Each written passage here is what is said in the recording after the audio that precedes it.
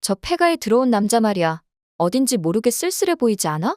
한진태 폐가 근처에 사는 주민 2명은 평생 일만 하고 살아서 쉬러 왔다는 한진태가 특별한 사연을 갖고 있을 것 같다는 의심을 지울 수가 없었죠. 수염이 희끗희끗 나기는 했지만 기본적으로 미남형의 신수가 훤하고 말투도 교양이 뚝뚝 묻어나는 저런 사람이 이런 시골 외진 곳에 폐가에 살러 왔다니 도대체 무슨 사연을 가졌는지 너무 궁금했고 함께 막걸리 한 잔 하고 싶어 참을 수가 없었죠. 하지만 2사람은 한진태네 집에 또 찾아가 막걸리를 한 잔 하자고 했지만 한진태는 이를 정중히 거절함으로써 그의 진짜 신분에 대해서 아는 사람은 동네 사람들 중 아직 한 사람도 없었어요. 그리고 밤만 되면 하늘을 향해서 혼잣말을 중얼거리는 한진태를 보며 사람들은 한진태가 미쳐가는 건 아니냐며 우려의 눈길까지 보내기 시작했죠. 그렇게 폐가 근처 동네 사람들하고까지 철저하게 단절된 삶을 살기 시작한 한진태는 하늘을 보며 쓸쓸히 눈물 찌으며 혼잣말을 하길. 신이시여, 그동안 돈, 명예 욕심에 눈이 멀어서 가족들에게까지 거짓말을 하며 온갖 나쁜 짓을 하고도 정당한 행위였다고 합리화만 하며 살아온 게 참 후회가 됩니다. 다른 사람 눈에 눈물 나는 건 못 본 척하고 내 눈에 티끌이라도 들어가는 건 참지 못하고 분노하고 괴로워하고 복수하고 그렇게 못된 짓만 하면서 살아온 삶을 지금이라도 반성하고 싶습니다. 이렇게 몸 하나 누일 대평짜리 공간만 있으면 될 걸. 왜 그리 돈 욕심에 눈이 멀어 살았는지 지난 세월이 안타까울 뿐입니다. 이 인생의 진리를 진작 알았더라면 욕심으로 가려진 눈과 귀를 열고 내 아내와 자식들에게나 좀 더 진실하게 사랑으로 대했을 것을요. 결국 인생의 마지막에 남는 중요한 것은 가족이라는 걸 알았더라면 얼마나 좋았을까요?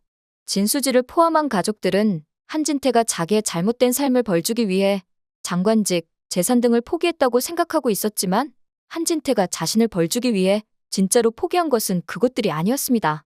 그가 스스로에게 내린 가장 큰 벌은 바로 가족들을 포기한 것이었지요. 보건복지부 장관직도 하나 아쉽지 않고 수백억짜리의 토지 문서도 욕심나지 않았지만 한진태가 유일하게 가슴 찢어지도록 아쉬운 건 바로 사랑하는 가족들과 헤어진 것이었으니까요. 그렇기에 한진태는 절대로 다시 가족에게는 돌아가지 않겠다고 마음을 먹고 스스로의 감옥으로 들어갈 수밖에 없었습니다.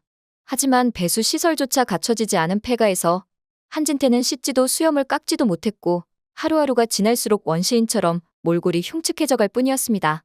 사람들과 말을 하지 않았기 때문에 어느 순간부터는 말하는 것조차 어눌해지면서 정말 세상과 단절되어가는 한진태는 스스로에게 독방 종신형을 내린 것 같았습니다. 그러던 중 한진태의 핸드폰으로 웬 사진 하나가 전송이 되었어요. 그것은 한현성이 보낸 양원이의 사진이었어요.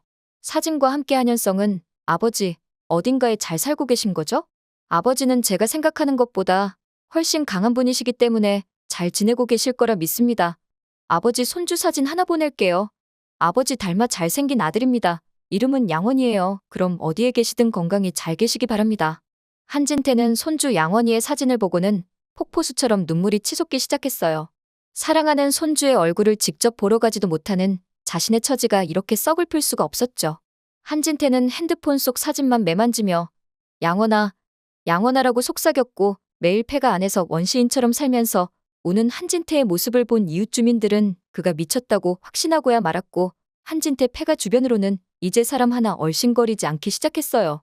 한편 병원에서 모든 치료를 끝낸 진나영은 병원에서 퇴원하자마자 한현성에게 연락해 이혼 합의 절차를 마무리하자고 제안했습니다. 2사람의 이혼이 속전속결되었단 소식을 들은 진수지는 눈이 휘둥그레졌고 깜짝 놀라 말하길. 정말로 이혼 절차 다 끝난 거야? 나영이가 결심하기 쉽지 않았을 텐데 그래도 지금이라도 결심을 굳혀서 다행이야. 이렇게 10달을 뱃속에 품고 양원이를 주는 거 쉽지 않았을 텐데 그래서 나영이는 이제 어떻게 지내기로 했대? 진수지는 진나영의 상태가 궁금해서 전화해봤지만 진나영은 전화를 받지 않았고 가족들도 그녀와 연락이 닿지 않았죠. 장윤자는 진나영이 또 잘못된 생각을 할까봐 걱정이 되어서 경찰에 실종 신고를 했지만 진나영의 카드 사용 내역이나 전화 사용 내역 등 그녀의 생존을 확인할 수 있는 신호는 아무것도 존재하지 않았습니다. 사실 진나영은 터미널로 가 아무런 티켓을 예매해 발길 닿는 대로 움직이다가 작은 항구 어촌에 있는 폐가에 가서 생선 손질을 하며 살기 시작했어요. 예쁘장한 외모를 가진 그녀를 보면서 어촌 주민들 또한 무슨 사연을 가진 건지 궁금해서 다가와 말을 걸기도 했지만 진나영은 마치 실어증에 걸린 것처럼 아무런 말도 하지 않고 생선 손질만 했고 시간이 흐르자 사람들 또한 진나영에게 관심을 보이지 않고 그녀도 한진태처럼 철저하게 고립된 삶을 살게 되었죠. 그렇지만 진나영이 한진태와 다른 점이 있다면 생선 손질하고 나오는 아르바이트비를 상당히 악착같이 챙기면서 돈에 대한 욕심을 강하게 부렸다는 것이었습니다.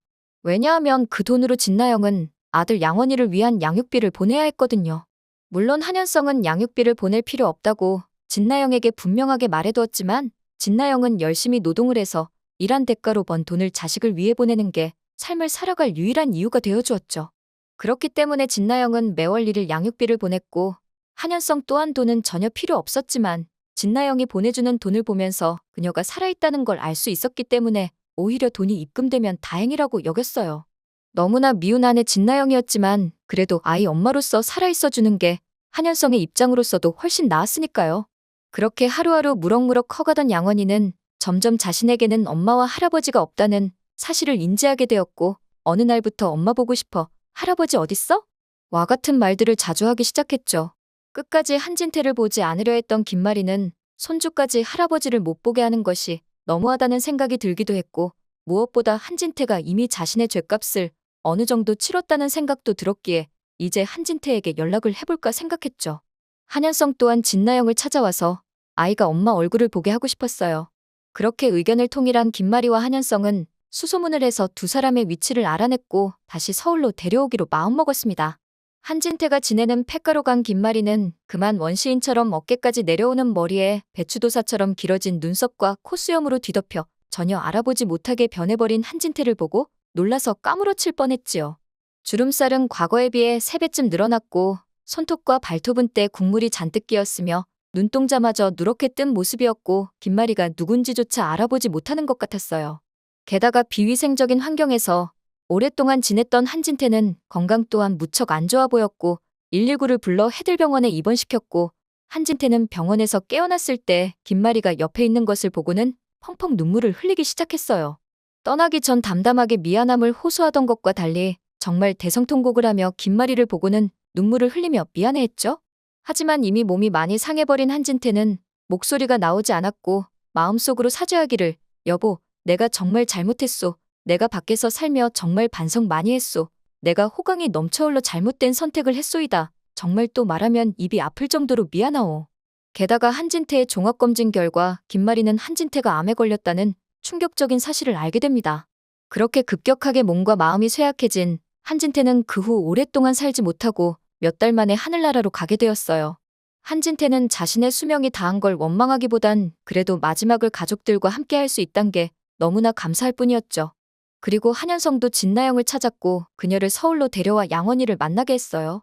사진으로만 보던 양원이가 걸어와 엄마 하고 말하며 안기자 진나영은 감격스러워서 눈물을 펑펑 쏟았고 사랑을 많이 받고 자랄 정이 많은 아이 양원이는 진나영과 함께 있는 하루 동안 진나영에게 정말 많은 사랑을 주었습니다. 그렇게 수년간 받지 못했던 아들 양원이와의 행복한 시간을 가진 진나영은 그날 밤 몇 년 만에 처음으로 행복하게 잠이 들 수 있었어요.